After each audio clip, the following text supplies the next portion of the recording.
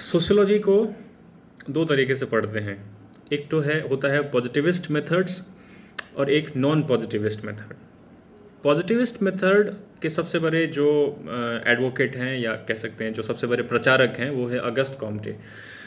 उनका मानना है कि जैसे हम नेचुरल साइंस को पढ़ते हैं वैसे ही सोशल साइंस को पढ़ेंगे। तो इसका मतलब क्या, नेचुरल साइंस को कैसे पढ़ते हैं? नेचुरल साइंस को जब पढ़ते हैं तो सबसे पहले तो एविडेंस बहुत ज़रूरी है, एम्पेरिकल एविडेंस। जो दिखेगा नहीं दिखेगा तो नहीं, हम उसको स्पेकुलेशन के बेसिस पे कुछ नहीं होना है, ठीक है।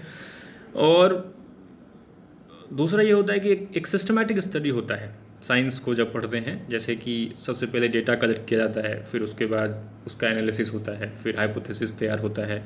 अब वो ट्रू है कि नहीं है उसका टेस्टिंग होता है, फिर उसके बाद थ्योरी बनता है। ऐसे मतलब एक प्रोसेस होता है पढ़ने का। तो पॉजिटिविस्ट जो स्कूल के लोग हैं उनका ये मानना है कि हम सोशियोलॉजी को भी ऐसे ही पढ़ेंगे जैसे नेचुरल साइंस को पढ़ा जाता है। तो कैसे पढ़ेंगे इसको? जैसे मान लेते हैं कि अगस्त कॉम्टे का मानना है कि जैसे फिजिक्स है, फिजिक्स का दो पार्ट होता है, एक स्टैटिक पार्ट और एक डायनामिक पार्ट। स्टैटिक पार्ट मतलब कि जैसे फोर्स ऑफ वो ग्रेविटेशनल फोर्स होता है ना, तो उसमें क्या होता है कि ग्रेविटेशनल फोर्स जो होता है वो प्रोपोर्शनल होता है masses of two objects and the distance between them का स्क्वायर। जब प्रोपोर्शनल हटाते हैं तो एक ग्रेविटेशनल कांस्टेंट लगता है। तो ये स्टैटिक पार्ट है, लेकिन हम कहीं पे भी अप्लाई कर सकते हैं उसको और हमको एक रिजल्ट मिल सकता है। अलग अलग केस में अलग अलग फोर्स का वैल्यू आएगा, किसी में 10 न्यूटन आ सकता है, किसी में 20 न्यूटन आ सकता है। तो दो पार्ट हो गया फिजिक्स का। इसी तरह अगर हम कई बार ऐसे फिजिक्स में टॉर्क वर्क निकालते हैं तो वही करते हैं R×F, तो वो स्टैटिक पार्ट हो गया और फिर उसको अप्लाई करते जाएंगे, अलग अलग केस में अलग अलग टॉर्क आता जाएगा। ऐसे ही पॉजिटिविस्ट का मानना है कि सोशियोलॉजी में भी ऐसा ही होता है। स्टैटिक पोर्शन जैसे मान लेते हैं कि फैमिली का स्टैटिक पोर्शन है। हर सोसाइटी में फैमिली तो होगा ही, वो स्टैटिक है, वो होना ही है। लेकिन अलग अलग सोसाइटी में अलग अलग स्ट्रक्चर ऑफ फैमिली होगा। कहीं पर जॉइंट फैमिली, कहीं पर न्यूक्लियर फैमिली, कहीं पे एक्सटेंडेड फैमिली। तो ऐसा होता है।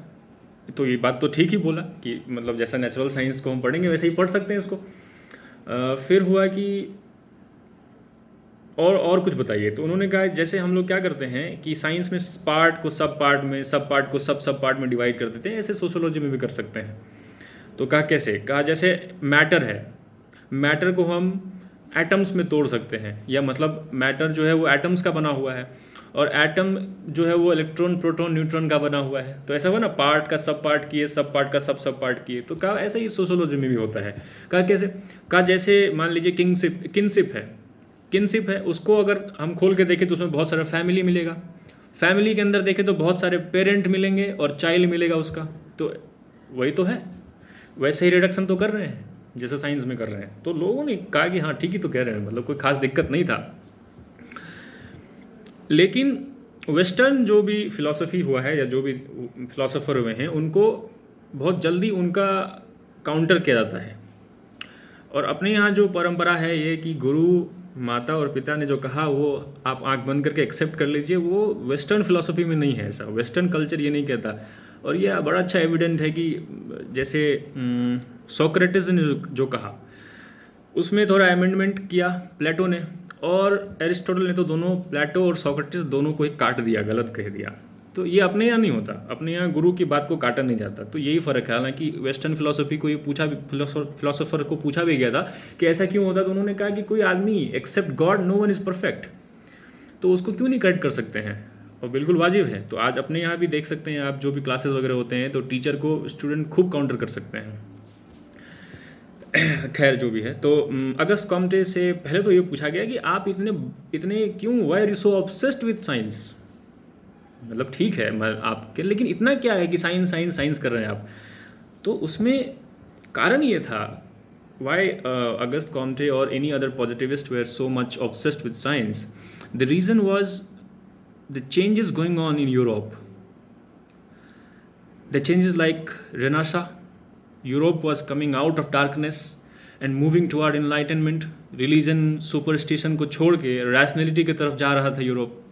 मतलब ये हो गया था कि पहले अगर ये था कि समंदर का जो एंड दिख रहा है, समंदर में नहीं जाना, पता नहीं क्या हो जाएगा, सुपरस्टिशन बहुत सारे जुड़े हुए थे। बट जब रेनेसां हुआ तो लोगों ने कहा कि एक क्यूरियोसिटी आया लोगों के मन में कि नहीं नहीं, हम लोगों को जाके देखना चाहिए कि आखिर वहाँ पे जो एंड दिख रहा है समुंदर में वहाँ पे क्या है। और इसी क्यूरियोसिटी के कारण उन्होंने बोट बना दिया, और फिर तो कॉन्सेप्ट ऑफ मर्केंटिलिज्म, फिर इम्पेरियलिज्म, फिर कॉलोनियलिज्म, ऐसे चलता चला गया। और फिर उन्होंने तो वो तो सुपर पावर ही बन गए, इंग्लैंड, ब्रिटेन। ठीक है, तो ऐसा ही हुआ कि साइंस एक तो रेनेसां के कारण, और दूसरा इंडस्ट्रियल रिवॉल्यूशन। मशीन्स ने लोगों के लाइफ को चेंज कर दिया था। जो टी शर्ट 1000 रुपये का मिलता होगा वो 25 रुपये का कोई लेने के लिए तैयार नहीं था, और एकदम असेंबली लाइन प्रोडक्शन हो रहा है, मास प्रोडक्शन हो रहा है। तो ये दोनों इंसिडेंट लोगों को पागल कर दिया था। मतलब साइंस के अलावा और किसी चीज़ का कुछ ग्लोरिफिकेशन हो ही नहीं रहा था, और पॉजिटिविस्ट जो थे स्पेशली कॉम थे, उनको लग गया था कि साइंटिफिक मेथड नहीं लेंगे तो कोई भाव ही नहीं देगा सोशियोलॉजी को। तो उन्होंने कहा कि हम भी यही करेंगे, जो साइंस पढ़ने वाले कर रहे हैं हम भी वही करेंगे। तो वही हुआ। हालांकि अगर आज की बात करें तो आज लोग, जो उस ज़माने में हुआ था, आज कुछ हद तक सही भी है। जैसे एक फिलॉसफी में एक थ्योरी होता है एग्जिस्टेंशियलिज्म का, वो फ्रेडरिक विल्हेम नीट्शे करके है, जर्मन नाम है तो पता नहीं प्रोनाउंसिएशन कैसा होता है। उन्होंने कहा था कि आप भगवान के भी गुलाम नहीं हो और आप साइंस के भी गुलाम नहीं हो, क्योंकि उनको शक था कि लोग साइंस के गुलाम बन सकते हैं। और आज लोगों को ये डाउट होता है कि कहीं are we the slave of sciences. कई क्वेश्चन ऐसे होते हैं, क्योंकि people are obsessed with science today, और उनके ये पंखा ना हो, ये मशीन्स ना हो तो फिर हमारी लाइफ कैसी होगी, वो सोच के लोग कभी कभी चिंता में चले जाते हैं कैसी होगी। तो इसका मतलब ये हुआ कि मैन इज़ अल्टीमेट। एग्जिस्टेंशियलिज्म में कहा गया कि आप ही सब कुछ हैं।